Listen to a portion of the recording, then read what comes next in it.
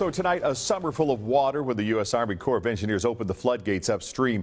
Now, those who lost everything along the Missouri River can sue. Zach Tecklenburg spoke with a West End farmer who wants in on that litigation. Zach? Well, Mark, a St. Joseph attorney says he found a loophole creating a chance to sue the federal government for the 2011 flooding disaster. And that's exactly what Bob Baker plans to do.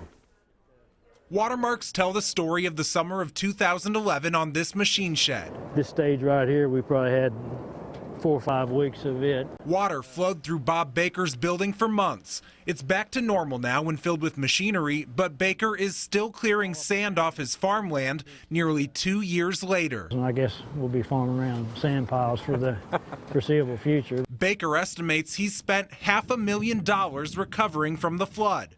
Like a true farmer, though, he's an optimist. There's a lot of people that was hurt a lot worse than I was. I mean, probably nothing compared to a lot of people lost everything. Which is why he's calling this lawsuit a huge victory. A St. Joseph attorney discovered a December ruling from the U.S. Supreme Court saying the federal government may have to pay for damage caused by temporary flooding from its dams.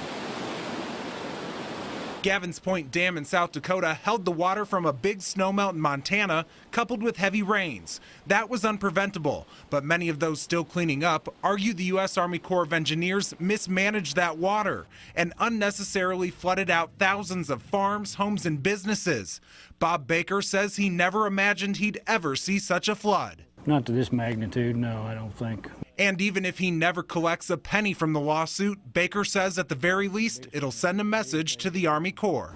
It would wake them up a little bit and realize how many lives they've affected. That would be worth quite a bit. People from 5 states, including Missouri, Kansas, Iowa, Nebraska, and South Dakota, may all soon be part of this soon-to-be-filed federal lawsuit. The National Weather Service estimates the flooding caused at least $85 million in direct damage and took 5 lives. The U.S. Army Corps of Engineers did not return my phone calls today for comment. In the newsroom, Zach Tecklenburg, 41 Action News.